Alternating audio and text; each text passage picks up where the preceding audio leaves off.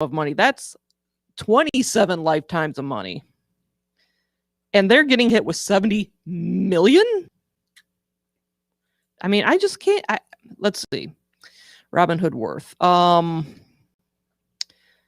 They can afford it. They could definitely afford it. In 2017, they were worth 1.3 billion. In 2018, they were worth 5.6 billion. 2019, they were 7 billion, and last year they were worth 11.7 billion.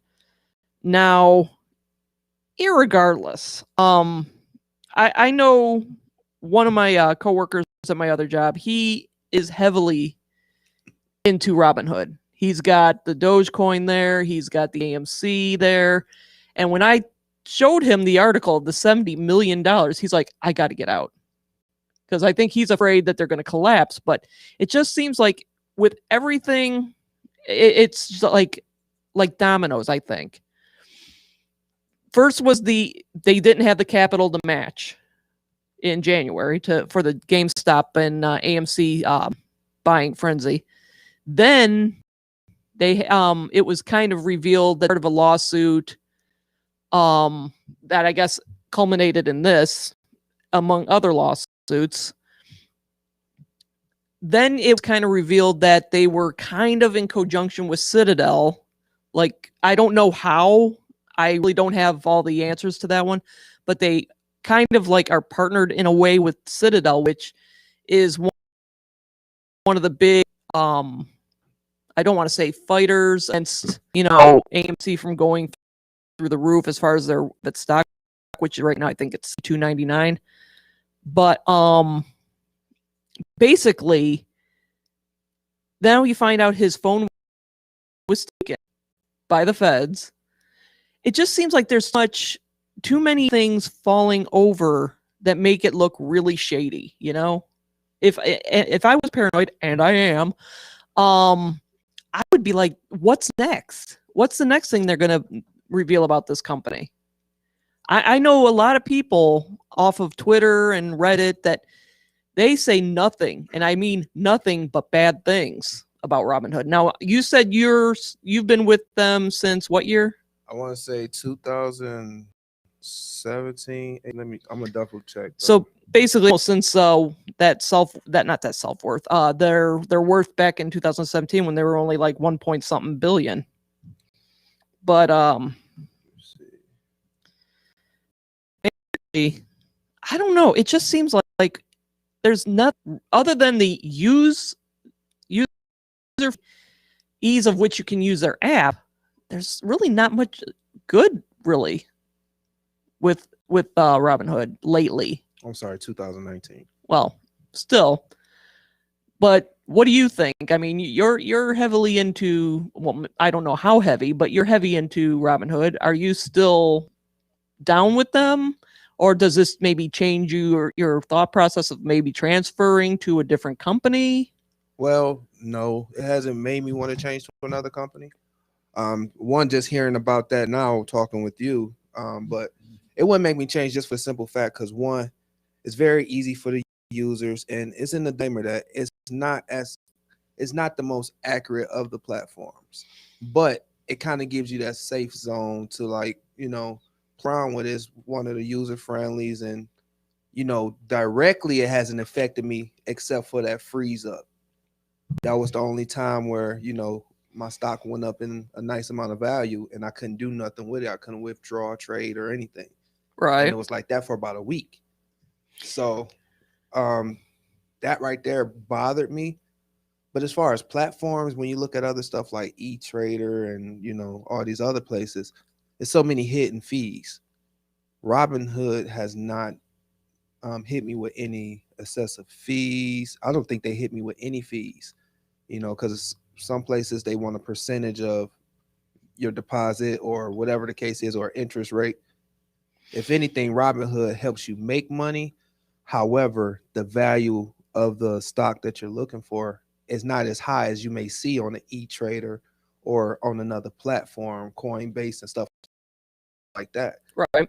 But I mean, for me, I'm a minimalist to stocks and stuff. If I'm playing it safe, I say right the way to go. Because business is business. It's just some people are actually getting exposed for it. Well, let me add this in, because I remember I can't find the original article, but they and this was like 3-4 ago when they said the thing about the $70 million settlement that they have to pay.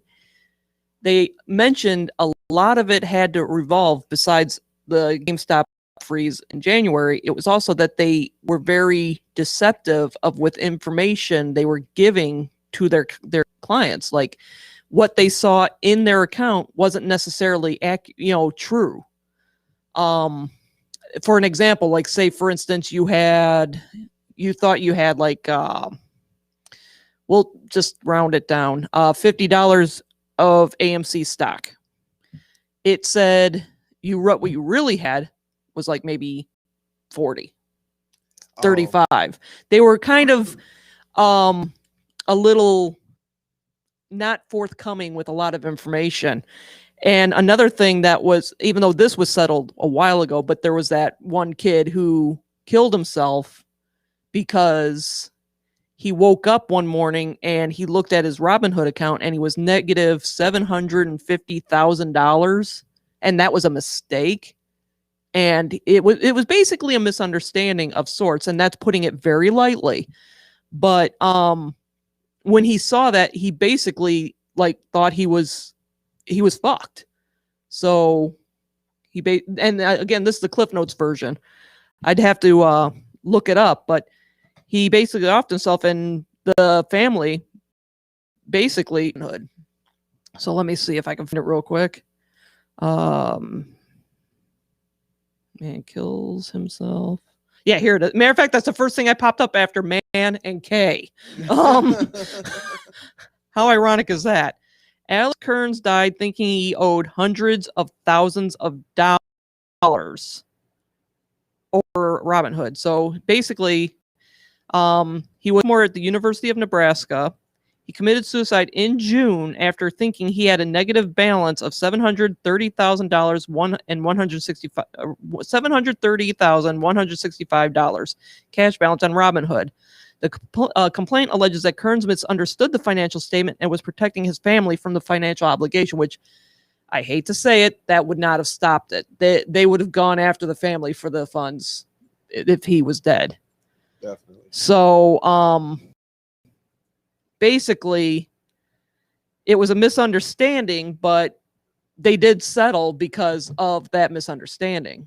Now, I don't think, if memory serves me correctly, that has nothing to do with why the $70 million settlement was fine was created, but that played a good chunk because it was basically misinformation. So, my humble opinion, I know there are other formats out there. I will tell you right now, one that I think is not the best. It's good for what it is, but Moo, that one's okay. A little hard to navigate. That's for goddamn sure. Public, I see a lot of YouTubers that are into the stock market. They talk about Public.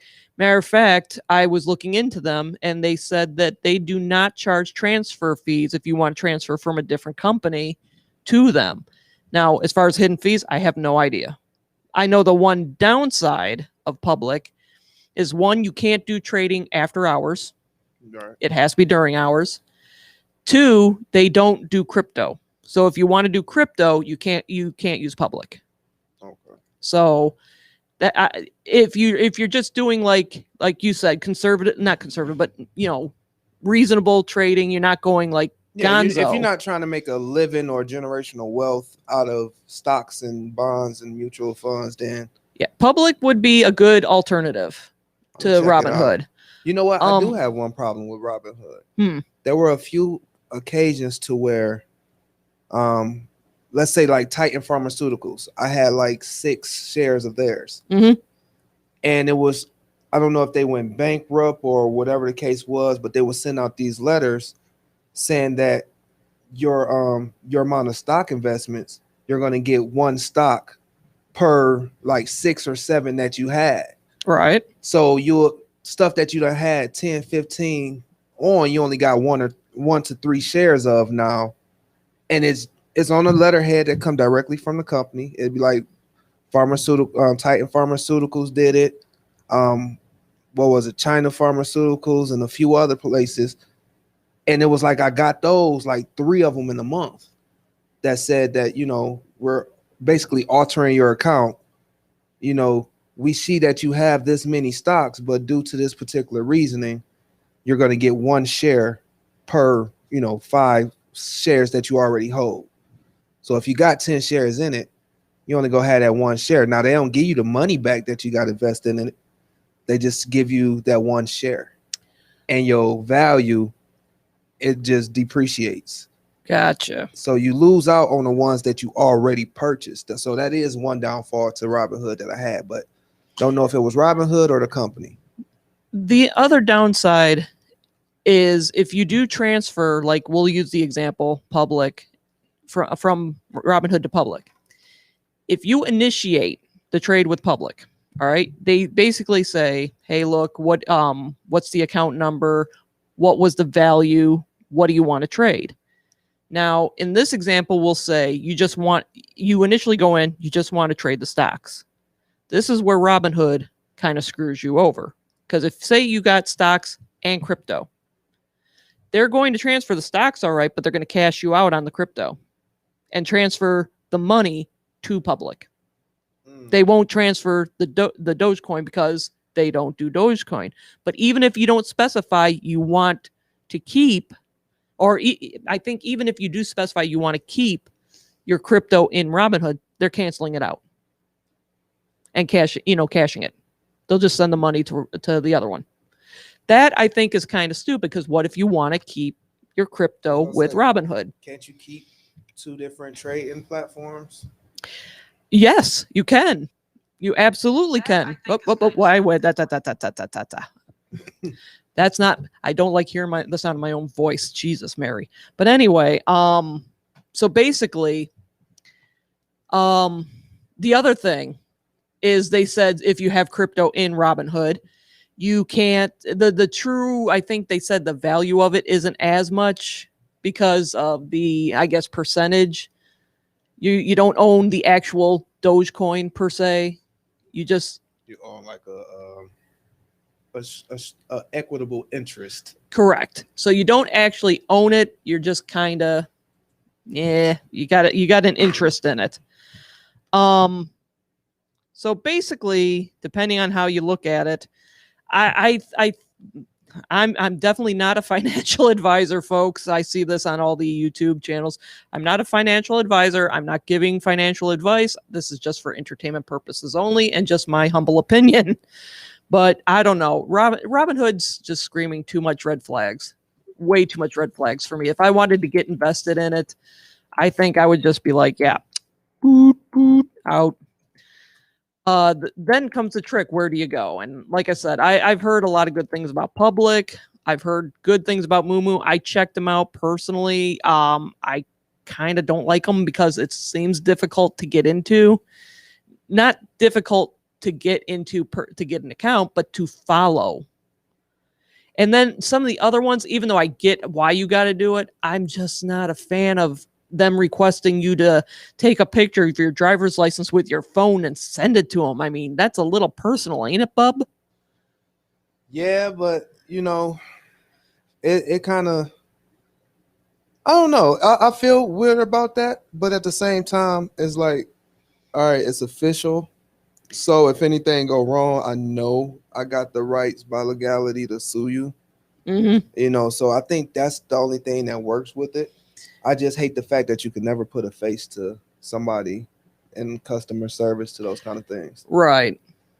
And my personal favorite is when they respond, they always give you the same cookie cutter answer.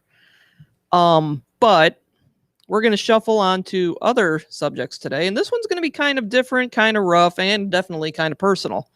The month of May was basically mental health month. So we are way beyond the talking about it, but it didn't occur to me until recently. And we were going to cover it 3 weeks ago, but we had a lot of shit that happened. There was, scheduling conflicts. As I said at the beginning, there was an act of God where Amanda's and my basement got flooded, and it took me 3 days to get a lot of that crap out of there and, get the vast majority of moisture out of the basement. So it was like busy, busy, busy, busy, busy. But I did want to talk about mental health. Basically and specifically, my own personal little struggles. Because a lot of people, when you talk to them and say, hey, I've got depression and all this other stuff, a lot of people don't really understand, what goes through one person's head. They just see you as either I'm not going to say standoffish, but withdrawn. You look sad, obviously. But it's so much more than that. And I know me and Amanda have had our talks about things that I go through as far as my own depression and anxieties. But I'm going to start it out. I really should have wrote all this, but work has been very busy, so couldn't really dedicate myself to sit and write all this out. So much like how my brain works, I'm going to invite you into my head and how an average day with me fighting anxiety, fighting depression, how this works in my head. And then I'm going to tap you guys to see what you think in your own little battles. Because this technically is a way of cheap therapy, if you will, for me. But at the same token, it's to also bring an understanding. Because the one thing I always love is people think if you don't go out or you don't want to hang, it's because you either A, don't like them, or you don't want to, you're being an asshole or something like that. There is so many more things at play here than just, what your perceptions are. So I'm going to walk you through an average thought process in my head. Okay. And it kind of started with somebody who honestly did not live rent-free in my head. I will be honest. But it did start with Abby. You remember Abby. The name sounds familiar. One of our last shows, she said, and I quote, "I can see why I'm the only one listening or watching, and I will never watch again. You've got to be so more inclusive." And while she did not honestly live rent-free in my head, she did start different catalysts of thought processes that do go through a person who suffers from depression and anxiety. Now, granted, it is funny, but it's not that funny. It's not funny. It's just replaying that whole situation was just crazy. Because it didn't make sense. He went off. It did not make any sense. But this is how I'm gonna start the walkthrough. Okay. So since that show, all right, I started thinking about it. I'm the only one watching, and I can see why. I'm the only one watching, and I can see why.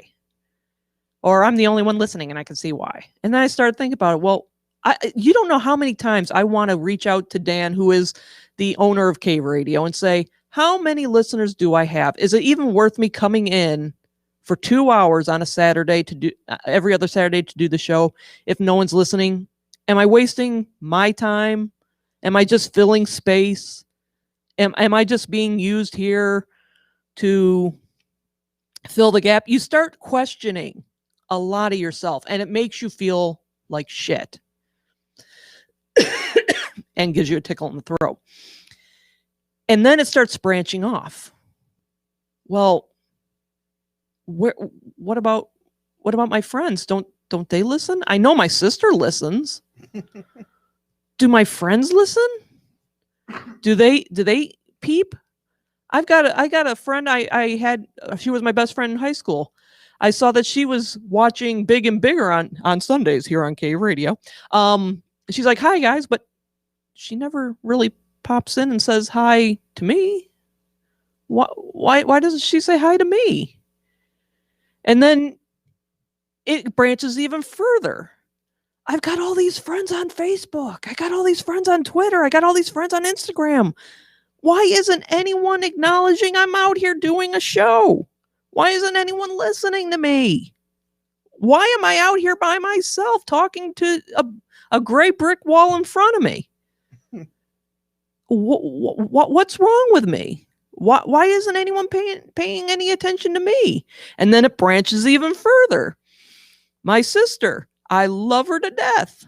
I'm proud of her progress with her boot camp training. She has stuck with it. And not many people can honestly say they've stuck with something and maintained their body change.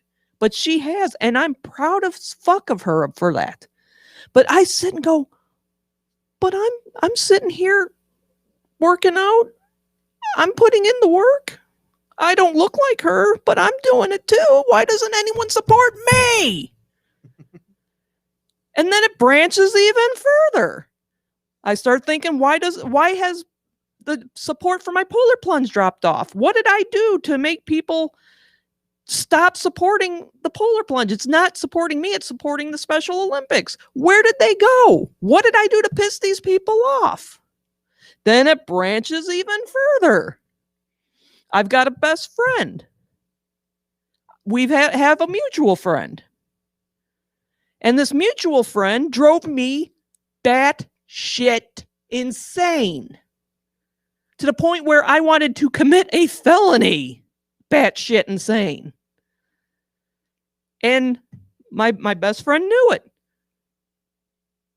And you jump back a few years and I hear, oh, I just love her. This former mutual friend.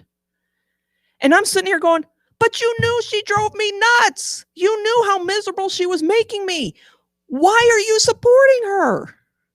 Then it branches even more to the point where I just sit on the couch and I stare at YouTube all day. Ask Amanda. I will watch stupid videos all day. Some of them are not stupid, like the T-Capus I've covered. I love them. They've honestly saved my sanity. A lot of the Reddit readers, I guess if you want to call them that, like r/MK, love those channels. Charlotte Dobre, I love her reaction videos. But for the most part, I will watch videos all day, even if I've seen them 50 million times. I will watch them over and over and over again because I don't want to do anything.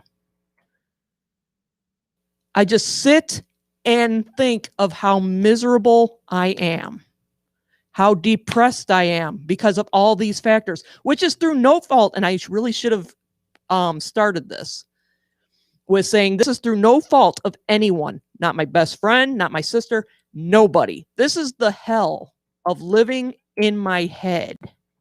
It takes one thought, one, that will cascade into a vast wilderness of doubt, hatred, self-hatred, pure misery, where I'm just sitting there wondering, am I not worth it to anybody? It could even be something as simple as responding to a fucking tweet and not being acknowledged. This is why I really, truly got off of social media a while ago. Specifically Facebook, because Facebook just fucking blows. You get to read everyone's inner thoughts on politics. And even if you put your heart out there, they're all too ready to slam you. Specifically, like I was saying about the polar plunge. I would post on Facebook all the time about my polar plunge. And I used to be able to raise $2,000, $3,000 for the Special Olympics. Nothing. I mean, I think I've been lucky if I've cracked 500. And that would depress me because I feel I'm not doing what I once vowed to do for the Special Olympics. I felt like I was failing the Special Olympics because people hated me. even though there's probably a host of reasons. You know, job market, you got bills to pay, you can't, do this. And I do rationalize that. But when you've got a mind that will spread out, and I do mean spread out into the realm of self-doubt and self-hate and all that, that makes you just lay there and watch YouTube videos. It really makes you feel like you're in your own cell, your own prison. And you want to come out. You really want someone to parole you out of that hell. But there's no one there. And it makes it even worse when you don't want to tell anyone. I mean, I would like to say it's easy to go find a therapist and sit there and tell them all your problems. But at the end of the day, it takes so long. And some people, and I'm not saying this of me, but some people don't have that kind of time. They want to be fixed, and they want to be fixed now. And I'm not saying that's why the suicide rate is high, but I think it has a good chunk to do with it. But getting back to me, because this is all about me. I'm joking. But I don't like sharing any of my thoughts, any of my fears, woes, concerns too much, because I know if I tell somebody that, they're going to be like, they're going to hate me. Because, like, let's go with the example of I offered of my best friend and her still being friends and adoring this former acquaintance of mine. If I told her how much it bothered me and how much it made me feel like I was worth a lot less in her eyes, I know it would hurt her feelings, or she might even look at it in the context of it's just irrational. And she'd probably be kind of right. I never tell anyone to pick sides if I'm having a war with somebody. But when you think that this person has your back, it makes you feel like shit that they adore the person who drove you insane. And that's not her fault. That is not her fault. I just sit there with that self-doubt. And because the self-doubt, the seed starts, it just spreads. So fuck you, Abby. I'm joking. I'm completely joking. But that's basically the hell of my head. I would love to hang out with my family. I would love to hang out with my family more, but I don't. And the reason is because a lot of times my anxieties, my depression landlocks me to not wanting to leave the house. I will do, chores around the house. I will work out. I will, go on date nights with Amanda. But for the most part, I don't want to fucking leave. And it's because I'm trapped in my head. She tries to force me to go out all the time. Let's go for a walk. Let's go canoeing. Let's go for a road trip. And I'm like, I don't want to.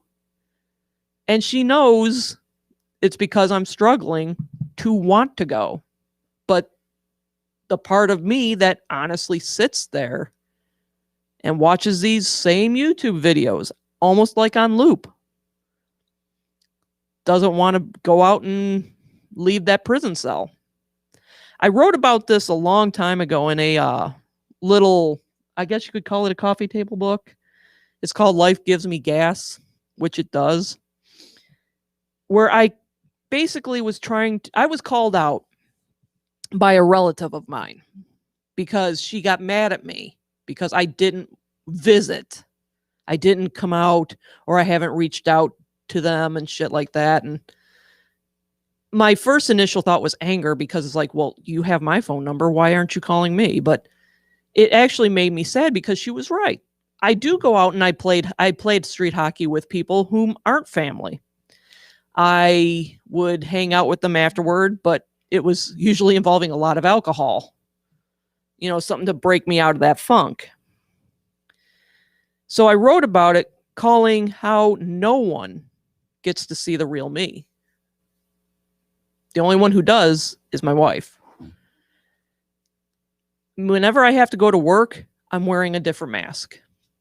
They're only seeing a side of me that is reserved strictly for work mode.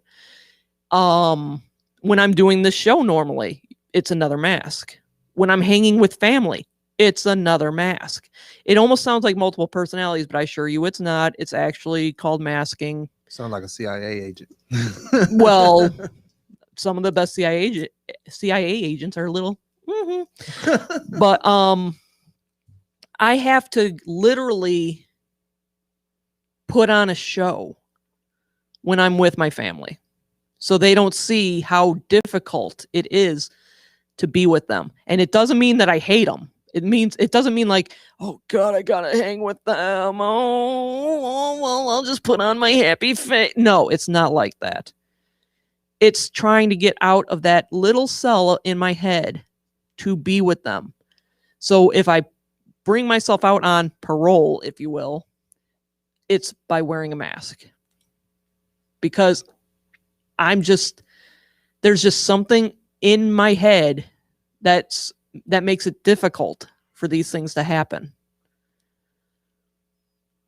Now, whether people understand this or not, I really wish it would matter, but it doesn't matter, because I have to be able to understand it.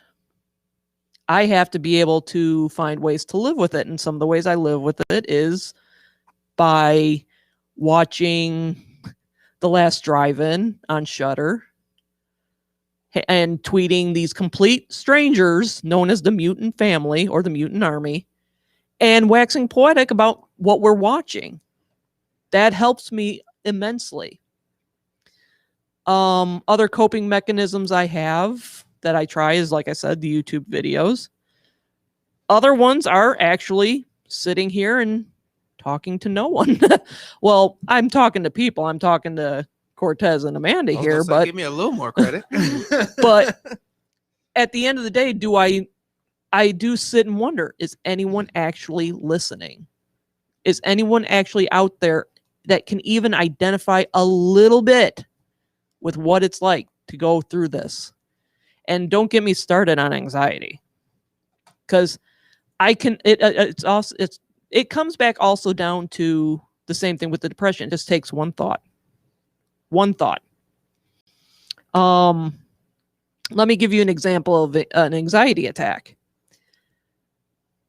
I was watching, it was something so innocent and innocuous, but I'll just say it was a commercial about puppy chow. We'll just go with that. Nothing wrong with puppy chow. It's a puppy. Puppies are cute. Puppies are adorable. It's the only time you don't mind dog breath in your face. Hey, no. But then I start thinking about my own little dog, Juju. Oh my God, she's 11 years old. Oh my God, she only has a few years left to live. Oh my God, I'm going to die. And then my heart will start pounding and my breath comes quick. And next thing you know, I'm like looking for a place to escape. And I finally admitted to Amanda, and she often admitted she wondered why I do this. And I finally admitted it to her, that sometimes if the anxiety is getting too bad, I will tap my chest. Like I will reach out almost like a light gorilla chest tap, if you will, but I'll start tapping my chest. And it's because I'm trying to get myself back under control. Now imagine if you're out there listening, what that's like to have both. You're depressed. You have no will to get off the couch. No desire to try to leave the couch or the house, and then the anxiety kicks in. It is hell. But you have to force yourself to do it every day, to find ways to cope every single day. Now, I am on medication for it. And for the most part, it does help. But medication can only do so much. It's not a cure-all. It's not going to fix everything. It's not going to make the depression permanently disappear. It's not going to make the anxieties go away. Medication honestly can do so much, but that's why it sometimes helps to talk to somebody. Even if you feel like me, it could hurt people. It could really make the situation worse. Make somebody hate you.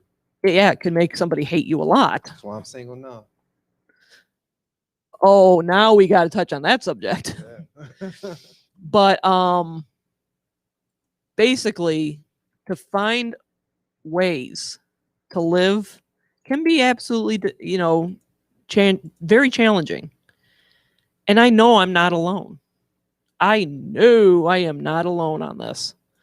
So I'm going to start tapping the brains of my producer and my guest here, even though I know it's going to be like dragging a buffalo through tar to get her take on it. But I literally want to know, what is your guys' take on your own struggles, if you have any?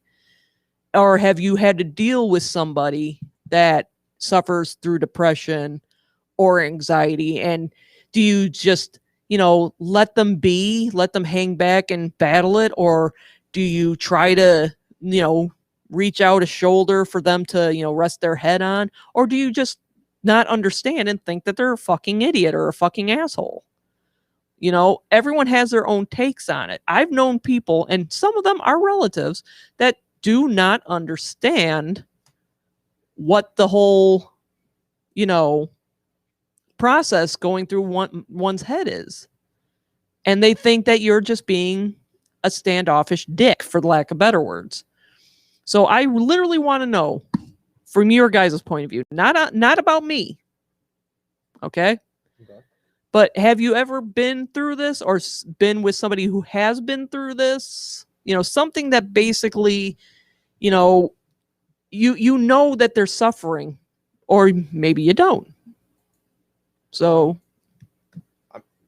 you want to start or want me to start? You start. Trust me, it's going to be a while for her.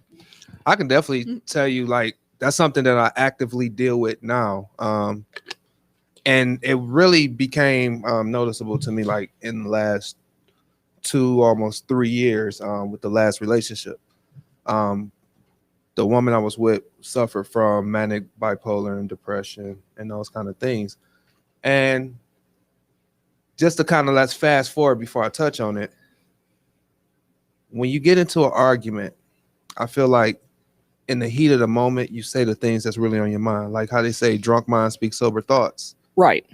So when I met her at the time, we were in a different state of mind, meaning partying. It was just different drugs or whatever the case was, to where someone is not in their proper state of mind, but you go off of the feeling. You feel like this relationship works and things like that.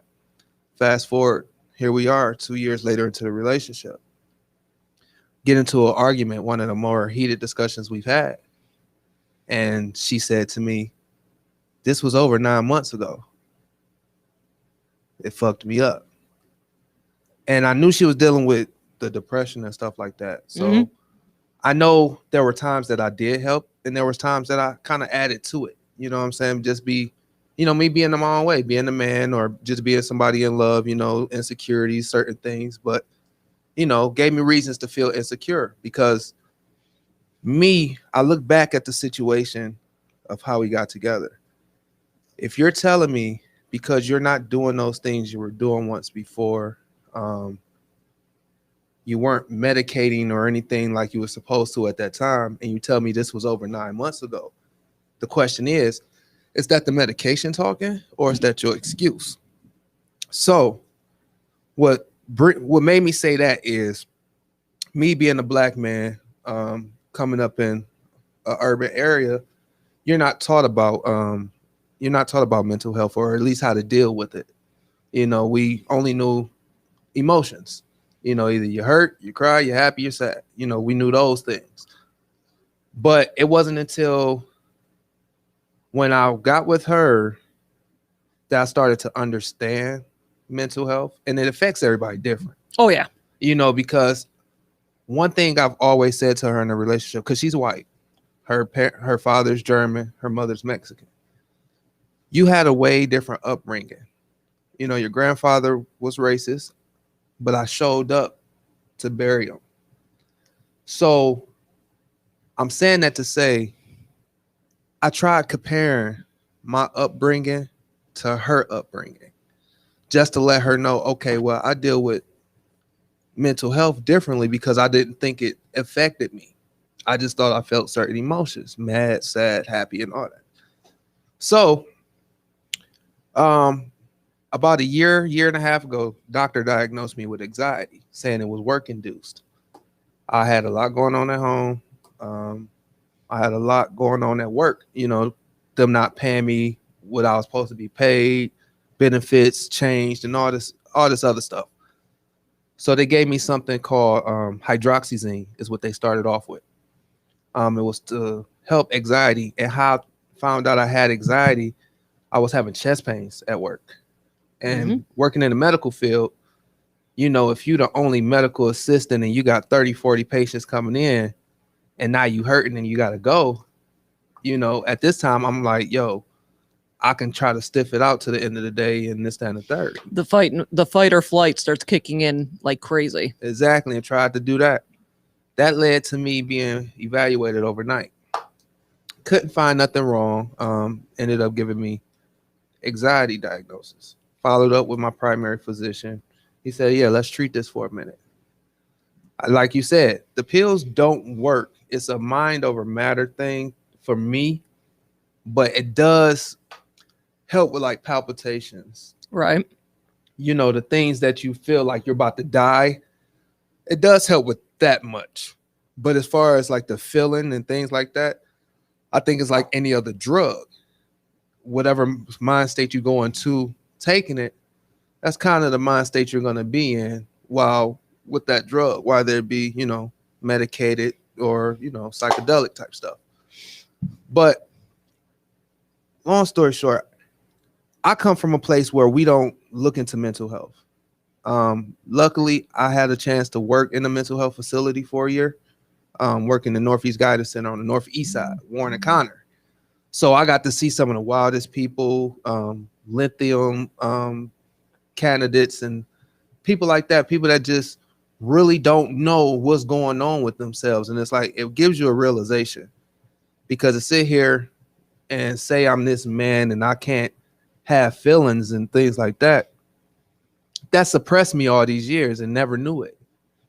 So now it's like, you're an adult. You can't go, mommy, daddy, I feel this way or this, that, and the third. Everybody's looking at you and waiting to judge you. And I think that's another issue with this mental health thing, is because I was one of the people who didn't want to be judged. I felt like, I'm holier than thou. And it take a toll. It takes a toll, because I deal with depression, because it's like, once by the time I knew I had money, wasn't getting it the way I was supposed to get it, but I had money, people was taken care of, family, friends. I ain't had kids at the time. Here it is. You start to feel these different, what I call emotions, because you get to a point where you're behind on rent, you're behind on car note. Then your fiance is mad because you're trying to deal with yourself. But as a man, you and your family expect this man to come up out of whatever he's in to uplift you. And to stand up, so to speak. So it's like, I can't do anything. The only the only true way to help mental health is being willing to speak about it. For the 2 years we were together, anytime there was something wrong, I always asked, "What's wrong? What's wrong?" And like some women do, Nothing. most women do, Nothing. nothing. I'm good. I'm good. So leading up to this point where we just split up a few weeks back, I found out through a text message that it was over. She went to her mom's house for a couple weeks because her stomach was hurting. So she needed help with the kids. You know, me not working, I got to DoorDash and do all this, that, and the third. So that was their way of chipping in. I asked her a question about a certain insecurity that I had because a roommate that we had that stayed with us, which was a best friend, offered me information. Offered me information, which made sense to a timeline because in the change of work that I'm going into, they do a bit of a background check, especially on the person that you're currently active with. So they presented some information to me that just didn't feel good. And then later that day, this old friend confirmed it, who still stays in the same community with us. But she was like, "Tez, you a good guy." She was like, "I know y'all both ain't perfect, this, that, and the third, but you need to go ahead and go." I'm like, "Damn, why you say that? Like, I know y'all ain't cool no more." "Well, she hasn't been honest with you." I'm like, "What you mean?" "She cheated on me when we first got together." Now, mind you, how we hooked up was through a friend who actually had a show on this show. On this station. And they came over to my house one night. We met, we kicked it off that night, and everything was good. So once we finally got together in this, that, and the third, you know, of course, her being all the way out where she lived and me being here in the city, there was like days in between where I would see her. But we hooked up after finding out that she could be pregnant, not knowing that this guy was involved a week prior to me and a couple times weeks after. So when I start bringing up the issue of, is this my kid? You know, when she was pregnant, it was a big issue, like I was wrong. So here it is, I'm beating myself up all this time. And then you finally get to the point where you start to, forget it all and like, all right, fuck it. We done made it 2 years in. We gonna keep rocking it out till the wheels fall off. The information came to me. I asked her some information. I asked about another individual who stays two doors down from us. The answer that I received, and this is not to badger her at all, but it's my truth. I asked her about a particular person. I said, back when we were going over past relations or, people that we both had some questions about, you swore up and down you and this person never did anything.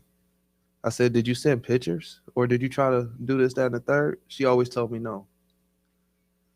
The friend that used to live there is the one who told me because she used to mess with him. And this was going on while they were messing around. And he has a whole woman living in the home. So it's a big mess. So I said, it just came to me.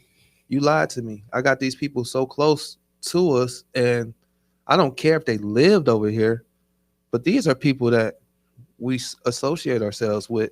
So when I'm not there and I'm gone for long periods of time, am I wrong for feeling a certain way because you lied to me? And then you expect one lie to be completely erased because you've so-called changed. But that's different when you got to deal with 4 or 5 different lies. You were going to have a guy spend the night in our house that you were messing around with. But didn't tell me that. I found out the day after we got engaged. So from the point of me not knowing if it was my child to the point that she was just lying about certain encounters, the cheating on me, and putting it all away, putting it all aside. We address some things and bring up the thing, and it always turned into an argument. Like, it's no need to be defensive. I'm asking you because I care. I could easily just say fuck it and go home, go do whatever I'm about to go do, and just not think twice about it. But we don't, us as men, we don't get the same recognition. Like, we deal with our own issues too. And yes, it's always going to seem more financial driven because, like her father was always 100% the provider. This is a different day and age. I tell her, we at a point now to where it takes two people or two incomes to run a household comfortably. And I think that just became too much for her, because now here it is. You was raised that a man shouldn't have feelings at all, to be emotionless and heartless. How do you take that advice from somebody who's married? How? If you emotionless, you heartless, this, that, and the third, how do you love somebody enough to marry them? Come on, this is your line of work. You're the one who knows more about this kind of stuff than I do. I've had one real relationship. No. That's not what I mean. That's not what I mean. You can identify like the narcissistic personality and the other personalities. How can somebody who, and that's what this is what it sounds like, the narcissistic, because they don't really have empathy for other people, but they can still kind of function in a way to make it look like they do. But that might even be kind of a stretch. She might just not be mature enough, or, none of us really, we can spin a really good story to ourselves to be on our own side. So, and that's the crazy thing. Because me personally, it's funny how it all happened. It was the day after I left y'all's show. I had left the last show, I believe we did. Mm-hmm. The day after, my uncle, who's always on the other side, went to his home to help them move some things into another house, another property that they purchased. Mind you, she had some issues as far as not feeling good for the past week. And like I said, that's why she went to her mom's house to get some help. Now, in the midst of me driving from my uncle's house to Milford, where we live, I get a call from her saying, my mom and my sister's coming to pick me up, take me to the hospital. I said, what's wrong? Oh, my stomach hurt. Not knowing the severity of it, because she's been saying this all week. So when I got there, she's laid out on the couch as if like she's on the midst of dying. Like laid out on the recliner as if she's about to pass out. But we ain't cleaned the house that day and all this, that, and the third. So here it is. You've been telling your family you've been sick. There's one particular day the house is like to shits. I've been gone since like 8 o'clock this morning. We were perfectly fine. I ain't gonna say perfectly fine, but we were cordial. Nothing seemed to be different, when I left out that morning. So when she left, I already knew it was some bullshit, because me and her sister got into it. Her sister and father and mother and all them believe that no matter what, whether I'm there taking care of my child or not, that I should be on child support. Me personally, that's cursing at a black man who's actually there for their kids. Me, I feel like child support should be forced upon people who's not trying to take the initiative to be a father. Because me being a father got nothing to do with the money that I give. Because at the end of the day, once this shit goes sour, she gonna have another guy walking, slanging and shit all through this house that I'm supposedly giving money to a kid. But all in all, is helping with the home that you're gonna do your continual life in. And that's why I say us guys get the short end of the stick while they come to parenthood, while they come to mental health, things like that. Like, I'm dealing with it. Like, they moved me off of hydroxyzine and put me on Lexapro, and I stopped taking that only because I knew that this was a band-aid. I knew the only way I was gonna step out of this depression state, because I ain't gonna lie, when it was all over this, that, and the third. I cried on days because my daughter, like you flat took my daughter, and the only way I could see her is through FaceTime. And you say you're not coming back until I move out. So yeah, I still move through my days because I have no choice.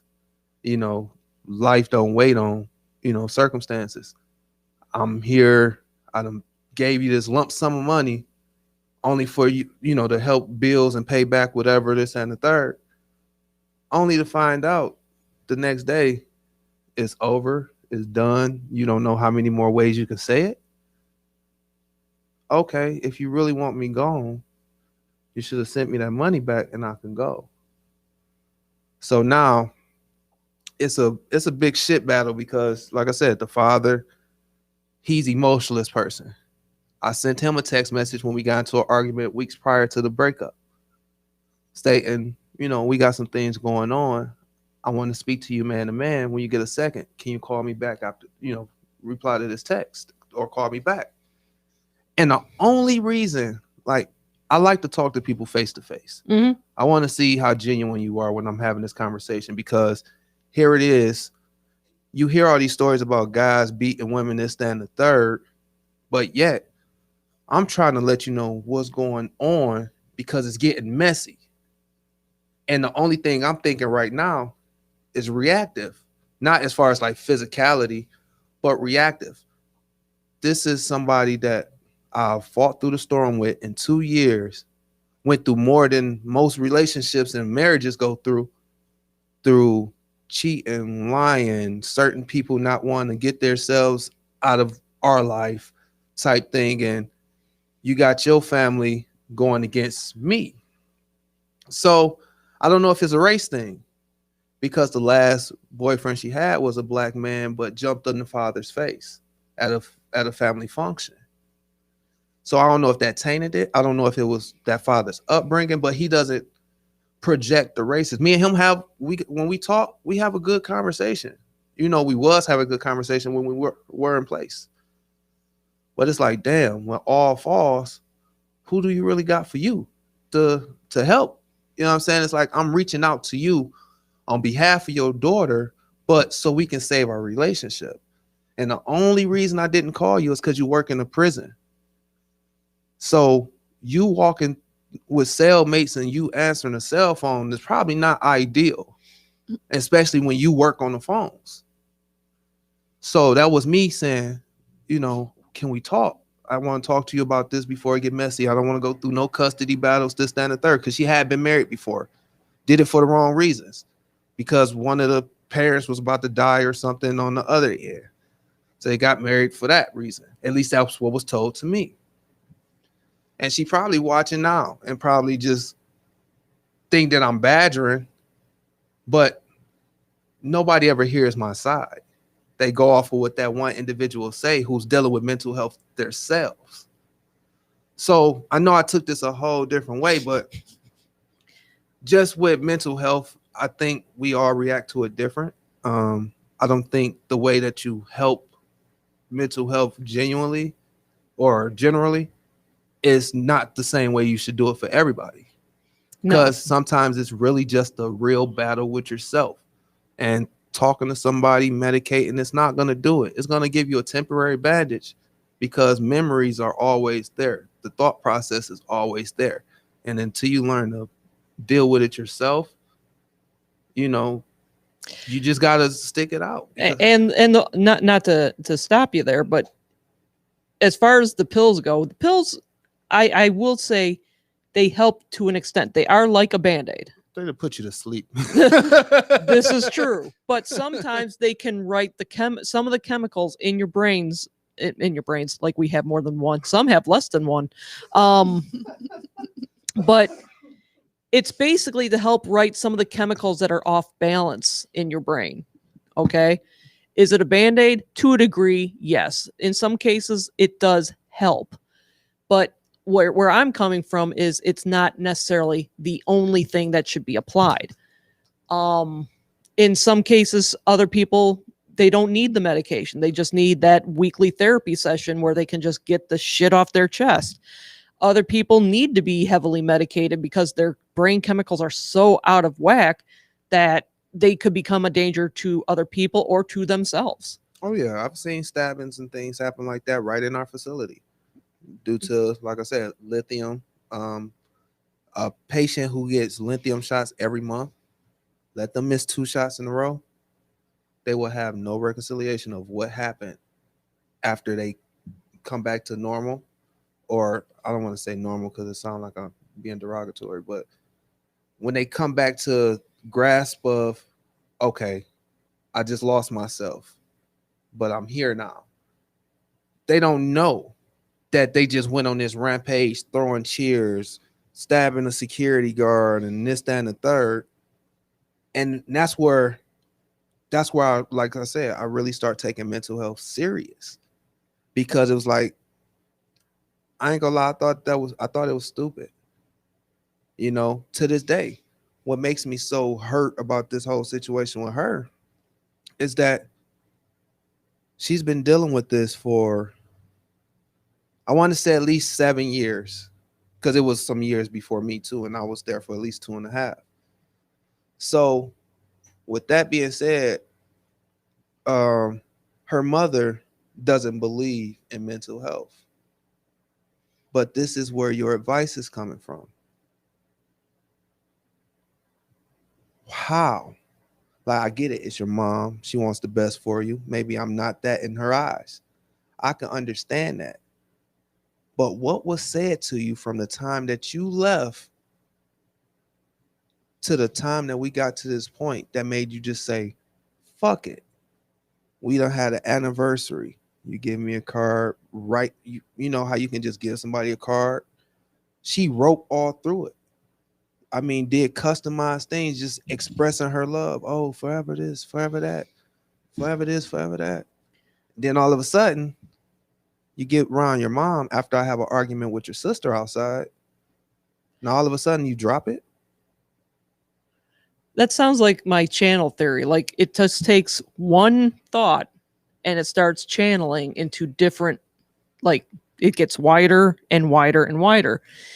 It could have started out with, and I'm speculating, I don't know the inner workings of your ex's mind or anything to that nature, or even what the argument with her sister was about, but it could just have started from there. Was she present during the argument? She was not present. And just to give you the last little piece of that, when I sent her a message when she was in the car on her way to her mom's, because her and her sister drove alone, I sent the message along the line saying, we can't be together, this, that, and the third. Your mom and them just don't like me, this, that, and the third. She took it as me saying it's over. And then I had to rectify that. Like, no, I'm not saying it's over. I'm saying we can't be together happily with them because they're not going to let you be happy with me. And it seemed like from that point I said that, like, oh, this is what it was. And then when they was about to leave out, I was the one who opened the door to go take my baby to the truck. And her mom and sister are outside talking about me. And I just stood there and listened for a minute before I actually stepped onto the porch. They said, well, yeah, maybe he do need to be paying child support, blah, blah, blah, this, that, and the third. Then I stepped on the porch. The mom say, oh, there you go, be quiet. So when I tell her that, she don't believe, nobody was talking about you. I said, oh, let me guess, you asked your sister and your sister word is bond. Like, I know exactly what I heard because I was standing right there. No, you need help, this, that, and the third. Hold on, you're supposed to be the one person I can talk to. You know I don't have a problem with your family. I come to the family events that I could come to, and that's a 2-hour drive. But whatever they say go, I'm here with you every fucking day. I know what goes on. I know how you feel at times. Here it is. Your sister, the other one that stay right around the corner from us, do you dirty all the fucking time. All the time. But let me say something negative about that. I'm wrong. So it was like, now you had to become this person that just hold all your feelings back. So it's like, you hold it back and then they ask you what's wrong, you say, now I say nothing, that becomes an argument. I'm like, it's nothing. I deal with it, but you still want to argue. But then when I say it, now you're blaming me because I'm feeling a certain way. And then it's like you get caught. Yeah, like And you can't win. You can't win. And that's why I'm saying, it's like I love the girl to death. Like I ain't gonna lie, I begged and pleaded, like, yo, at least tell me why we breaking up. You know what I'm saying? Because it's like, I didn't gave you a ring. You were somebody that I wanted to give my last name to. You know, you got my daughter. Now all of a sudden, I would be happy if you just told me it was either somebody else or you just wasn't happy no more. Like you went 2 whole weeks without saying you love me. I asked you, I said I love you, and wasn't paying attention the first week. She wasn't saying it no more on the phone. So I finally said, like, after she broke out, I said, why don't you, or right before we broke out, I said, why you ain't saying you love me when I tell you that? Oh, I'm not saying it no more. I'm not saying it no more. Like I call the phone, she puts it directly on my daughter, which is fine. But her parents are around. When the parents don't seem to be right there, we get a little conversation in. It ain't the conversation I want to have, but at least she hearing some of the things I'm saying. And that shit takes a toll on us men too. So fuck any man who say mental health ain't a real thing or they can do it on their own. Hey, maybe you can do it on your own, but it's a long fucking process. It's not something that's I say it take years to overcome it. Once you get into that environment, because the economy itself is gonna put you in there, you know, trying to make ends meet, you know, for people who hustle to go and get their money. Now, you know, they stricken down on rules and shit. And it's like, all right, I got to cut all my friends off because of the profession I'm going into, that I didn't really talk to them about anything, anything either. So it's just one of the things, man. I come here, that's one of the reasons I had Ink on Wax. It's not because I got a particular show format or anything like that. Sometimes I just want to come in here and talk and not be judged. You know, that's what I think of my microphone. My microphone is an open ear with no opinions. And that's why I come here and I talk all the shit I need to talk. Unless you give out the phone number and you invite opposing opinions to and be induced. Which I like that. Because it's a conversation that needs to be engaged, you know, because like I said, it affects men and women different. It affects blacks. It affects white different, you know, and all the other races. We all affected different. Because whereas in a black household, or let me just say the urban areas, not every black household is poor. But let's just say like the area I'm in, the Joy Road, Evergreen, and the less than middle class. Just down the road. Hey, us less than middle class, it's like we suppressed as children. You know, our parents are prepping us for, you got to go get you a job, you know, go to school, get you a job, this, that, and third. You got to go to college, this, that, and the third. But yet, here it is, 13, 14, 15-year-old white kids. And again, I'm not racist, but I'm looking at 13, 14, 15-year-old white kids making millions off of just YouTube videos. Yeah. You know, and they popping up every week, like this little kid, Ryan, that my son watches. He does nothing but play with toys all day. And he makes millions. Mm-hmm. Like, and it doesn't make any sense, does it? It don't. It doesn't make any goddamn sense. I know people here that are fucking creative. I'm talking about like them street performers, when they be doing they whatever downtown, they don't get no recognition. There's nobody that's trying to invest into that. But yet here's little Ryan going choo choo choo choo choo choo choo. And all that do is sell another product. It sells another product. This kid is making money. Here it is. You get somebody positive from my community trying to do something. They giving you all the reasons of why this person can't do it. Oh, you don't know nothing about this. Or he don't got no money. He can't teach you about ethics. You know, it's like everything has to be tangible for you to be able to speak about it.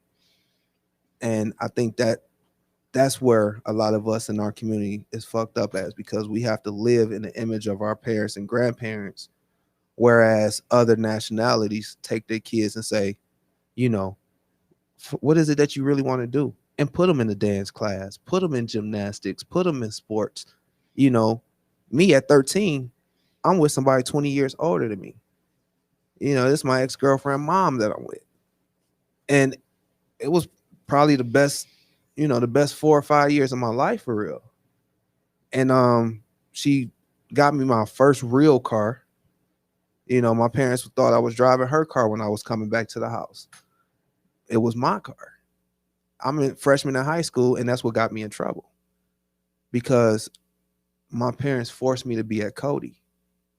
I wanted to go to Southfield High to do radio because they offered it in high school. Yet I had to go post high school for radio. But he wouldn't allow me to do that. I was dealing with my mom issues at the time. My mom had drug issues. And she'd be gone for days at a time. So it's like, it's me being there taking care of my brothers. So that's why my mental was always way more advanced, because I was forced to be an adult while I was a kid. So that's why I made the decision I made. And to this day, I'm starting to realize more and more I'm dealing with it. Like I'm depressed. Like, I hate to say it that way. It's like I walk around here happy because I'm still in a good mood, still good spirited. I ain't trying to hurt myself. But in reality, I'm depressed. I ain't happy where my life is. I feel like I let love hold me back. I let myself hold me back. And just being pure lazy at most times. It's like, yo, you had all these great ass ideas when you was in high school, this, that, and the third, and you ain't implement nothing. And it's like, now you gotta learn to deal with it with yourself. That's why I say it's like 9 times out of 10, at least 30% of that is some lack of action on your part. For me, it's a lack of action because, like I said, you got to do what truly make you happy. You get one life, you got to live it the way you want to live. And I think people trying to live to the rules and the guidelines, you start to get programmed to be somebody else that you might not ever become. And I mean, I know it sounds like some old philosophy type shit, but that's just how I feel. We in a world to where they're going to make you who you think you should be. And 9 times out of 10 is, and I'm only saying us, I'm not talking about us here, but us that's dealing with mental health, we the lesser than. I put it in that case because where is the real help? Like, look how fast they got, no disrespect, look how fast the LGBT community came about and got certain laws passed, and they was on their shit. They was taking care of their business, this, that, and the third. Here it is. How long have we been dealing with mental health? Just in the state of Michigan alone. In this country, I think mental health takes such a backseat to everything else. That's why, and I'm not saying this is the solid reason why, but this is why I think you see a lot of, as I like to think of it, as the Aerosmith song "Living on the Edge." I mean, think about it. I got that on here somewhere. The lyrics are so goddamn dead on. I mean, people have no problem lashing out at each other anymore. They're not thinking necessarily of dealing with their own issues. It's lashing out so that maybe it'll make them feel better about their own issues. If you think about it in a weird way. I'm not saying everybody. I mean, you look at a lot of things like, not to steer hard left onto other rabbit holes here, but a lot of people, when there's like mass shootings, they talk about the guns. They talk about how easy it is to get the guns. And I'm thinking to myself, well, let's talk about the elephant in the room, which is their mental well-being, the state of their mental well-being at the time. What brought this on? What spurned this? Was there something they could have had available to them that could have gotten them the help before they decided to take a life? It's such a slippery slope, especially, like I said, in this country. I don't know how it is in other countries, but in this country, mental illness is a big problem, but it doesn't get addressed nearly as much as it should. It don't. And that's sad because it's like, right now, I think that's what's going in this society. I don't think it's going to be any natural disaster, which I thought these floods was going to be that. Oh, dear God, don't get me started. But I don't think I think mental health, like we're gonna start taking each other out, and it's just gonna be a big epidemic. Like, think about it. We already had people eating people. Well, that's just the bath salts, man. Yeah, and bath salts, but I'm joking. no, I'm just saying though, it's how weak-minded do you have to be to go and want to smoke or sniff some bath salts? You get what I'm saying? It's like we need people in the mental health field to really be those ones that pay attention to detail and very like spot on, being able to spot it in communities. You can't expect people to just come see about themselves, because in reality, we don't think there's nothing wrong with us. We don't think it's nothing wrong. But then when you put your life up against somebody else's life and you realize you might be doing the exact same thing they doing, but you might not have the right turnout, you really have to dig deep and like find out what it is about you that's keeping you from attaining the things that other people got or whatever. You shouldn't have to compare yourself, but we in a world where it's nothing but comparison. They started it in the schools. Oh, before they started having uniform, parents were sending their kids with the Flash Jordans, and the person they ain't never seen a Jumpman sign, sitting here, feeling bad about themselves, And getting picked on because Getting they don't picked have on. the latest. I'm really dating myself here. The chick jeans, the Jordache jeans, the Nikes, the Said the- Gloria Vanderbilts. She said the Jordache boys, Oh dear God. gauchos. Oh dear God. That I could have cared less about fashion. I just wanted to wear t-shirts and freaking jeans back then, but I didn't care what the fuck was on the back of the damn jeans. I just wanted to be comfortable. See, I never cared for materialistic. Honestly, you go wear it out even faster, because either one thing go happen. Either you go out there and put regular wear and tear on it, or you go fuck it up by keep putting it off to the side, then putting them on. Trust me, shoes will crack that way. Oh yeah. I done had a pair of shoes I wouldn't spend $200 on. I think I wore it for maybe 3 days straight. Had the toe bent, everything else. That's why I never been in material stuff. I went to school for fashion. So for the $400 jeans you getting, we only spent $6 in fabric. So So you didn't think you were safe, did you? That's a lot to unpack. And I could actually probably talk for a long time about this stuff. You probably could. About the not being productive and feeling down on yourself about it. I really, really relate to that too. This is something I've specifically started talking to my therapist about. But there's so many things that come into play with this. Part of it is a loss of, I don't want to say a loss of tribalism, but we were meant to be in big extended families and neighborhoods. This is how we were for the past 1,000 years. And now all of a sudden we're getting further and further and further and further apart. We don't know our neighbors. We don't have a sense of community. A lot of times I think that's why you find this little bubble on the internet and you're in there like glue, and that's your whole world, because you're trying to get back that sense of connectedness, but we're no longer connected to each other. Then once you don't get it, that's when we're not connected to nature like we should be. And yeah, this consumerism, it's also in our nature to do the easiest thing. So that's why it's so easy to just sit on the couch and watch YouTube, because it takes effort, determination, some willpower. You have to haggle with yourself just to go ahead and do those things. And, like I have all this time off when I'm off work. Like, this is my little struggle. I ain't trying to start businesses or get a new career. I ain't even there yet. I'm like, can I just work out for a half hour and practice my trumpet for a half hour? Can I just get these 3 or 4 little things done? And I have a hard time just doing that. Well, part of that, you do play Sims a lot. Once in a blue moon, I go on a tear and play for days. But I think a lot of it too is, it is tied to your sense of self-worth. I think we're a lot meaner to ourselves or harsher on ourselves than we think we would be. Like with a loved one, I can be a lot more frustrated and angry with myself. And then yeah, that's not conducive to doing something that you know is helpful and useful and what have you.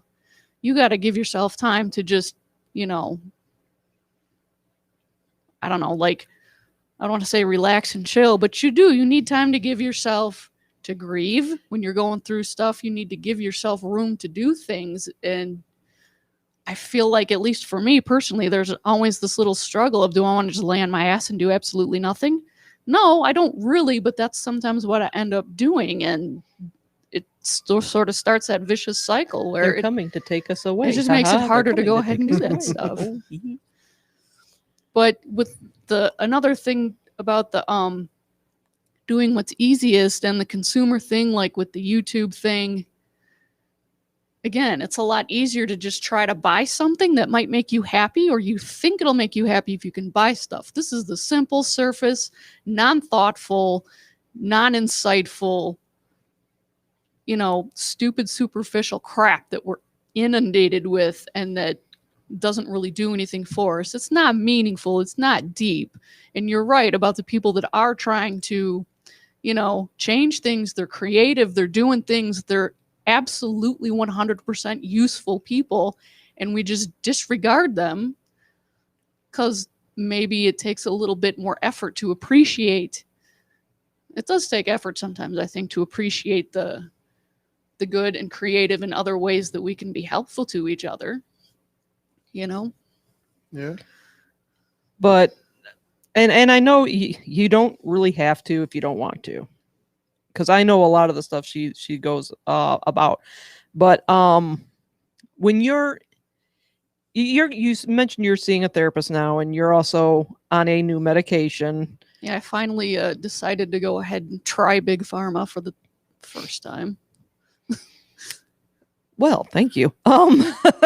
But what describe a little bit, and you kind of did, but I know it from my own personal perspective. But describe just a little bit, and I know you said you could talk about this all day. What goes on in your head when all this is going on? I mean, it literally and I'm sensing we all, this is one thing we can say we share in common. It's a never-ending rabbit hole. Like you sit there and you're like, I should have done these 3 things. I had plenty of time. I'm disgusted with myself. I don't conscientiously think that, but I'm thinking that's what I'm feeling. I know subconsciously that that's there. So now I'm just disgusted with myself. I'm just stupid and lazy. The day's half over. I might as well just sit here and keep not doing anything. And yeah, it is like a little rabbit hole, kind of like the branching thing that you said you go through, but it's not branching out. It's just going in one linear shitty way. Mine feels like what do they call that? The true timeline in Loki. Is that what it's called? Like, if something different happens, it branches out like huge. And I don't know. It just, to me, it's just, I mean, I've seen what you've tried to do, and I try to encourage you to do it, is when you say, you know, you would like to practice your instruments more. And I'm like, go for it. It doesn't bother me. Matter of fact, I prefer it when you do. I enjoy listening to you practice. Granted, it makes Dammit's head cock side to side to side, but that's kind of like the cherry on the cake there. But when you sit, you know, when you get to your days off, and it's just you, because you and I have different days off. I mean, I know what I do on a daily basis. And one of them, we're not going to discuss. It's a private joke between me and you. But when you're at home by yourself and you don't have your day mapped out, what exactly do you do? Do you just, watch movies to get that little thing going? Or, what is basically the coping mechanism? Because as you just said, you want to do a half hour of this, you want to do a half hour of that, and when you don't, you feel like you're bashing yourself. And I go through the same thing. I have to literally force myself some days, not all days, some days, to go down into the basement, which it's been a week because, flood, woohoo, and get that workout started. Because usually when I finish a workout, Our workouts are vastly different. You're more cardio. I'm more like pound the weights. But when I finish, I feel like the Hulk on a rampage, but in a good way. I want to hit a car. I want to go roar at something. And I just want to pound my chest and go, fuck you. But, you know, that's a thing for me. And I've heard often, a lot of times they say when you work out, it does help with your mental well-being. But when you start beating yourself up over it, how do you fight to get out of it? See, I got to learn how to do that. I know what to do to make myself feel better. Once in a while, I can trick myself. But like, I'm so depressed. I don't really want to move. I don't want to get out of bed. Well, I can sit in my car, it's a bit of a mess now, but it's a nice, safe space for me. It has the radio. You can just tell it what you want it to do and it'll play it. You can tell it your balls are hot. And it'll turn this air down. Yeah. I wish I were making that up, dude. I wish I were making that up. My balls are cold, turns the seat heat on. I'm going to go sit in this Tesla back at the car lot that I see. You just say it and boom. But okay, so if I sit in my car, I can listen to music because I know listening to music makes me feel better. While I'm in the car, I could drive a little way down the park road by us. Sometimes that makes me feel a little bit of nature. So I'll drive through the park. Well, I'm driving through this nice park. If I just go a little bit further, I'll hit this one specific actual park that I like. And then I can just come home, because I'm not feeling it. But, I'm in the parking lot of this park. The trail starts right there. Why not? I could sometimes I can just sort of coax myself into a little bit. That's actually, there's something called the 5-minute rule. Like it's supposed to be a productivity helper. Like you don't want to do something. You got to start this big task. If you tell yourself, I'm just going to do it for 5 minutes and then I can quit. But once you start it, like you said, once you start working out, you probably continue it. You probably finish what you want to do. Mm-hmm. I can't always get myself to do that. And, I do love movies. I used to, I was in film. That's kind of how we met. And somehow at some point I drifted away from that and my life became about all these other things and I hardly ever watched movies. So lately, and I mean really lately, I have this nice chunk of time. I can sit back. I can actually watch a couple of movies. I could watch 3 movies if I could, focus and sit still that long. Just not Justice League. That's like 4 hours. Fuck it. Or I found out all these different things I can do with Sims 4 that I didn't even realize we could do. So yeah, I've been playing that lately too. And that's a huge time suck. But I'm also kind of being creative. So even doing something that I think this is stupid. I could wash in the dishes. I could give the dog a bath. I can do this. I can do all these 500 things that need to be done. But I'm doing this piffling crap. I try maybe sometimes to put it's not a total waste of time. It's not, and then I won't feel as bad about doing it. Not necessarily making an excuse, but just saying you're just relaxing and it's okay. It's okay to relax. Mm-hmm. Because I don't feel like it is. Well, just putting a personal spin on it, considering the line of work you and I are into and the specific physicalities that go into it, do I feel like shit if I don't do enough to clean the house, or if I don't do this because my back hurts from a lot of heavy lifting, or my knee hurts because of the lifting, or, whatever? Yeah, I feel bad. But like that one thing that you and I like to laugh about. Do you know what I deal with on a daily basis? You do you. Let me do me. I have to deal with all this bullshit. I'm going to have my beer in the morning. You do you. Let me do me. Well, that was a commercial. Yeah. I thought it was just a TikTok thing. Oh, was it TikTok? Well, I'm using TikTok as a reference, regardless, but it was like knows what the hell we're talking about. It was like a skit. It was like a skit, I thought. The guy notices his buddy's chugging a beer first thing in the morning, and he's like, "Are you having a beer for breakfast?" So yeah, he's like, "You do you, let me do me," because you don't know what I'm going through. Yeah, you don't know what I have to deal with. You don't know what insane motherfuckers I got to deal with. You do you, let me do me.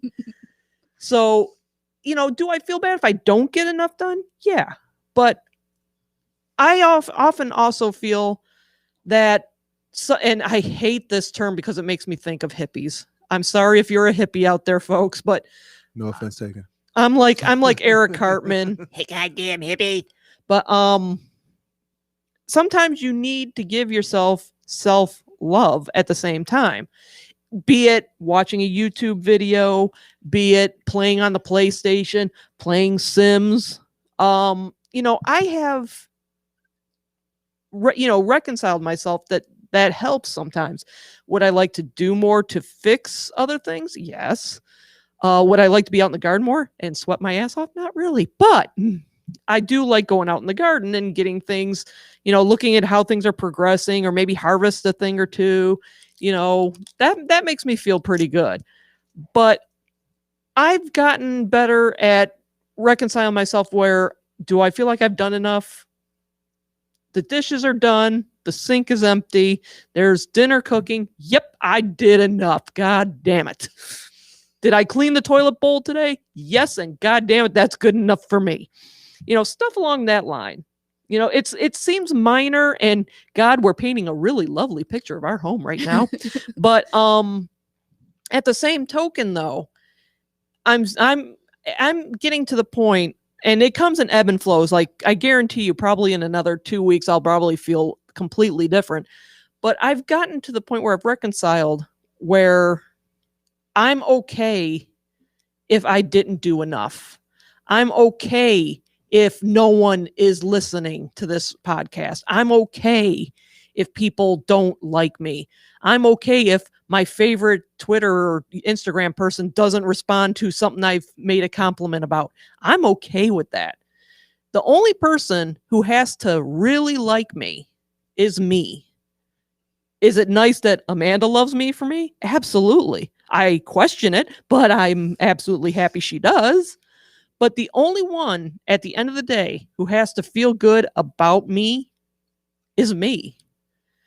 And if people don't, or they don't want to support me or whatever, then that's okay too. They're missing out. And quite frankly, there are some days I'm just kind of glad, because that little prison cell's going, psst, you really don't want to go out today, right?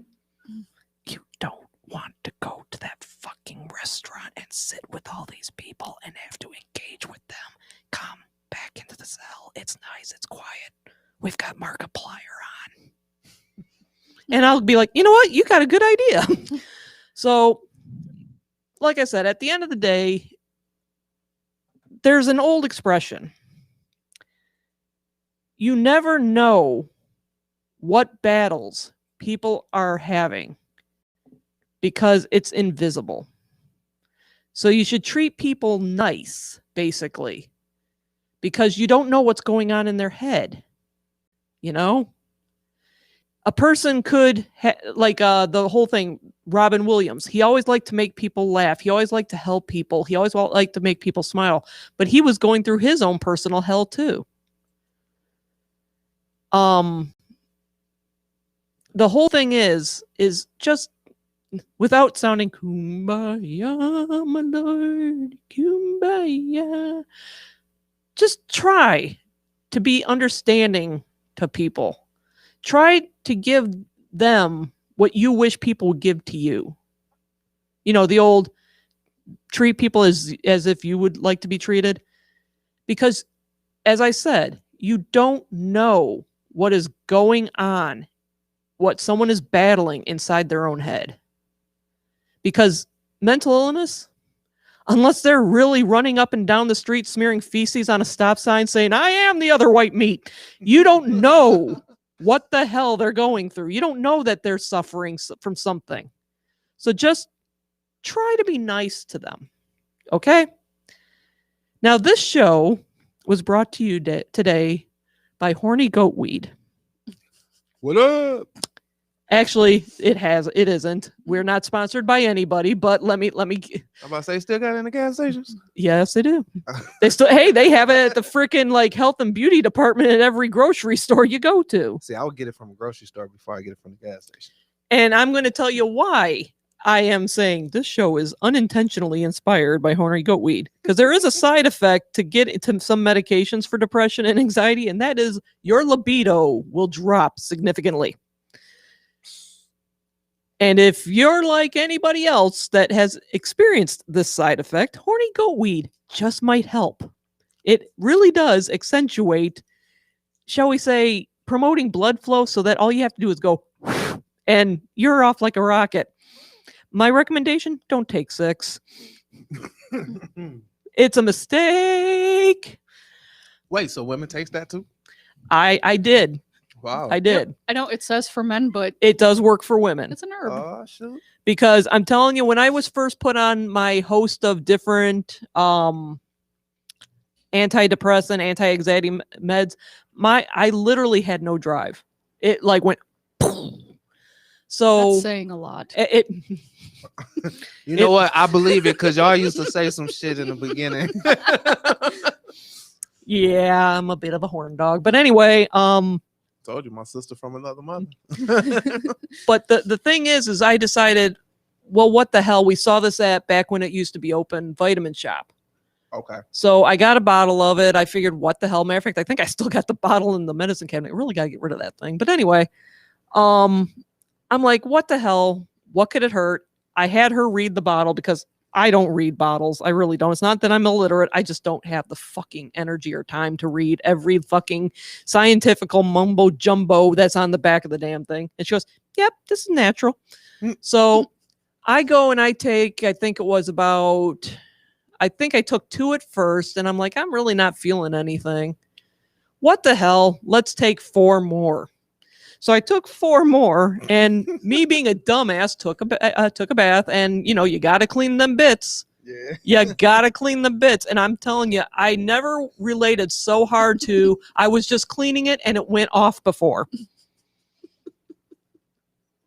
It just sent every nerve ending in that location on DEFCON 1 going, we have incoming. We have incoming.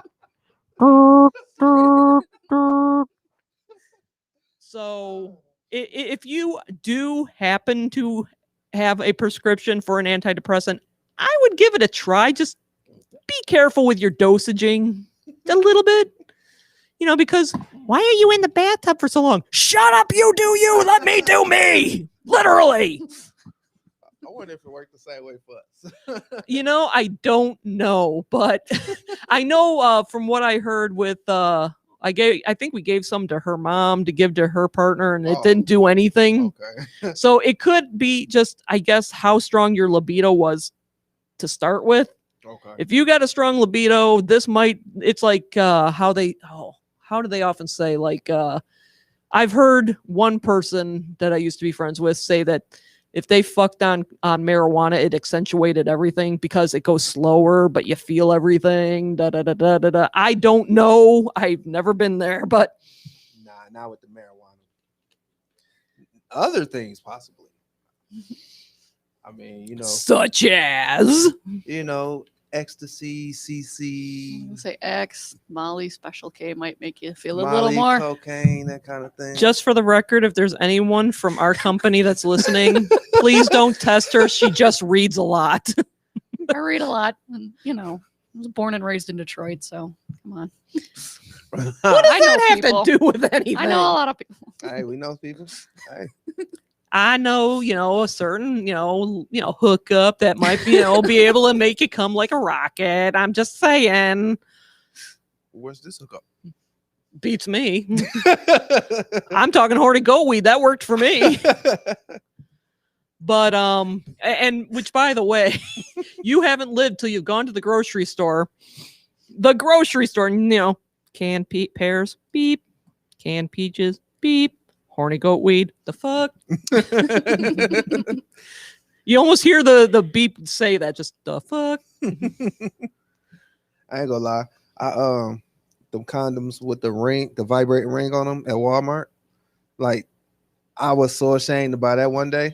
Never used it though, but I went and bought it because I was like, I want to try this. We had argued after I had got it, so it was like, fuck it, and lost it somewhere in the box. But I had bought it, and it was one of them things, Walmart lines are forever, and I got a basket of groceries, plus I got that. So I'm looking, the lady in front of me, she got a bag, a product or whatever. So she going, Another lady gets behind me, and she only got like 2 things. So I say, go ahead in front of me. So somebody else came, and it's like I kept working my way to the back of the line because I didn't want nobody to see me slide this. Because if I'm gonna buy something like that, I'm gonna go into like an Intimate Ideas or Spencer's, somewhere where it's dark and you can't really tell it's me, Or at least behind this someplace mask. Or wear a self-checkout disguise. lane. Yeah. But it's just, And that'll be the time that the red light goes on. The cashier has to come over. and Do you remember how much this was? The I hate when they do that. the vibrating wand twiggler. I'll walk out with all that shit on the conveyor belt. Now, see, I'm sorry, but I would have no shame in my game. That's why I really didn't care about the horny goat weed going on the conveyor belt, because I'd be like, and at least who I'm cares? getting somewhere. Well, I don't buy that kind of stuff. And then the girl was kind of cute that was at the register. So it's like, okay. That's when you go like this, like the Boy Scouts, always prepared. No, I like Intimate Ideas, man. I went and got me a Sophia. A Sophia. Yeah. Really? What's a You know what a Sophia is? Isn't that the doll? I ain't got the whole doll. I got the flesh thing. The the vagina? yeah, basically got one of them bad boys. If there's any sponsors that want to, reach out to Rants in Our Pants, we've got a staff of those who are willing to take these products for a test drive and give honest reviews. I mean, I'm giving you the honest review of horny goat weed. I mean, I'm giving a good, I don't even care about the brand. Just get, any one of you horny goat weed motherfucking brands, I'll try it and I'll pimp your shit. He will take a pocket pussy and ride it to the sunset and will tell you exactly how many miles he put on it. So if you're looking for a gaggle of people that are willing to give a waving, unnerving, and blunt testimonial on the natural lubrications of your pocket pussy, we are the team for you. I've seen a few in my days. I know he has. So reach out and touch someone, specifically us, and we will give Not really. ourselves a glowing testimonial on your behalf. I am thinking about going to try them 6 pills. I gotta find me a new herd though. So, but I would definitely give y'all the review. Be like, it only took an hour. An hour. Oh, I pop it when I first wake up.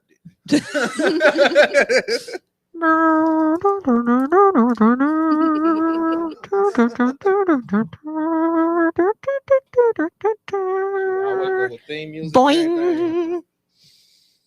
Sorry for those who might have headphones on for that.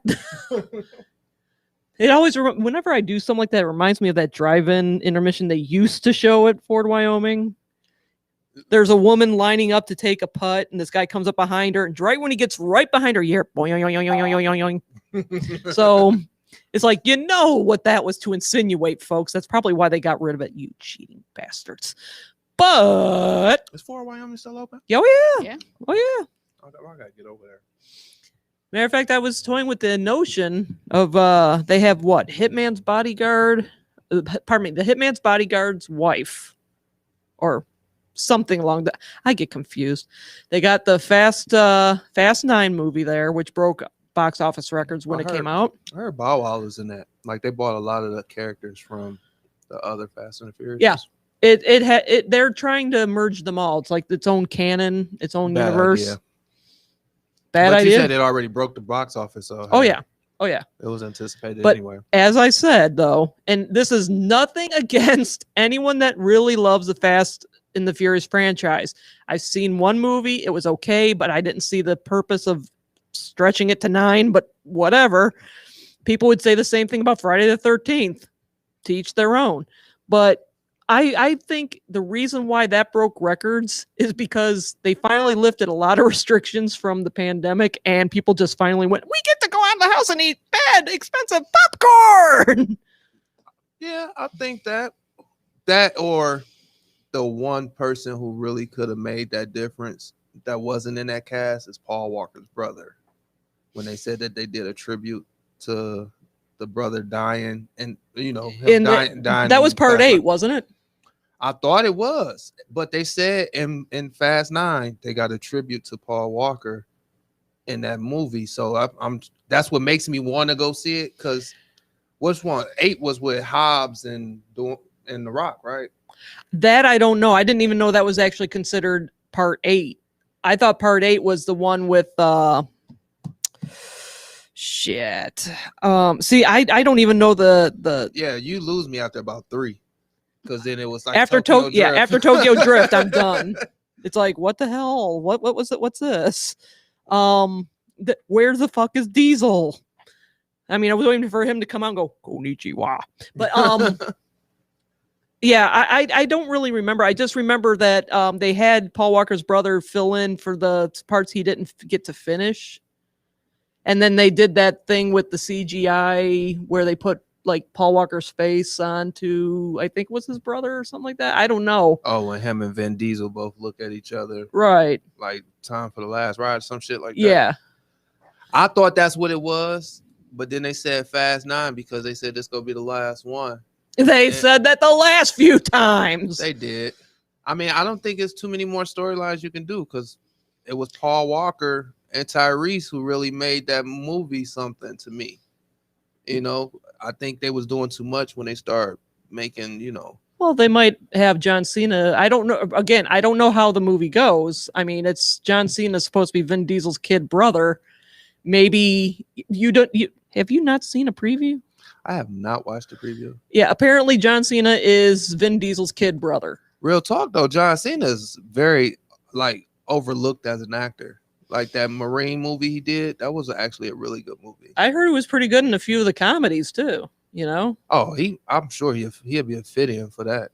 But depending on how the movie ends, they could always like say, okay, well now John Cena's I'm not going to say taking over the Paul Walker, you know, dynamic part, you know, the brothers from different mothers aspect between Diesel and Walker, because the characters would actually be brothers.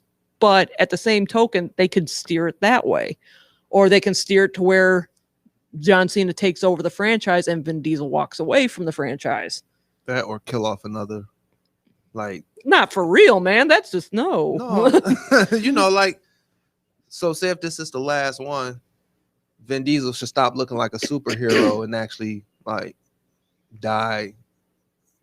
That way, you know that the series not coming back, or the movie's not coming back. Well, I'm not going to say that's what they did, because wasn't there, again, I don't know the total canon here, but wasn't there one of the movies where at one point, and this happened in another movie, but with his girlfriend, Vin Diesel was actually the bad guy and they had to try to stop him from something.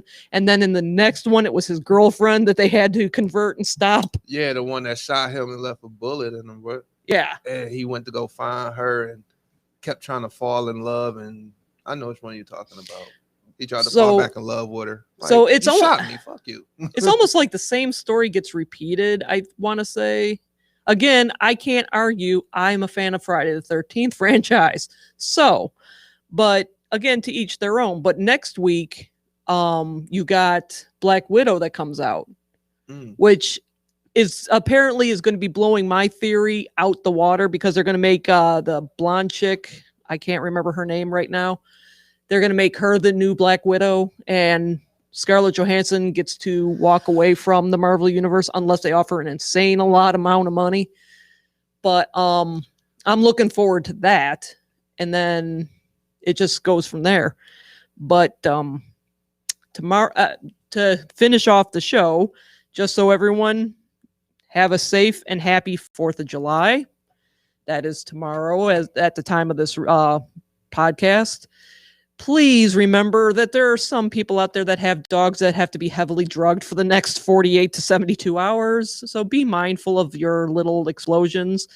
If you decide to use a firearm to express your freedom celebration, remember bullets have to land somewhere. So aim at something, preferably not a human or an animal. And last but not least, I do want to finish off with saying, even though we ended the show on a light note, mental health is something that has to be taken seriously. And if you know somebody or think, someone's suffering a little bit with depression or anxiety or something, all I ask is that you try to understand them, because they might not understand themselves. Accept them, flaws and all, and most importantly, just love them. Don't just leave them because you have this vague notion that they're an asshole. Chances are they're fighting something they can't control. On that note, next week it will be Ink on Wax. And Yes, sir. huh? No, I just said yes, sir. Oh, I was about to say, it sounded like, I doubt it. But I'm like, wait, what? And then we'll be back in 2 weeks. And now I'm just going to let you know now, I think if I read the calendar right, Rants would be back on the 31st. I am going to be taking a mulligan, as I call them, on that day because that would be my birthday. You want to swap it around? We could, but I don't know. I think we can do a best of, if anything. Try to put like a compilation together. Like we can definitely put this little promo for Pocket Pussies in it for sure. You know what? It's funny you say that because the girl show left. I don't know what guys is for, but it's a box that say "Guys, gift for you." And if you flip the box and say we fingered it, of course, I opened it. It's a pocket pussy still sealed. Well, there you go. But it's the nice one. It's not the one I got. Mine was what, $24.99. And I'm Earl Shive, and I can paint that for $39.95. But anyway, we'll be back on the 17th. Make sure you tune in next week for Ink on Wax with Cortez. And until then, till we talk once again, keep your rants in your pants. That's a huge bitch. Bye, Felicia. Oh, shit, right. I forgot about that.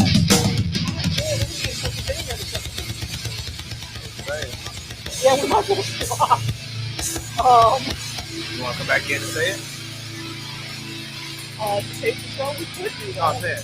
Come back on the television. No. We'll fix it. People know that by now this show is very, very random. Go the word.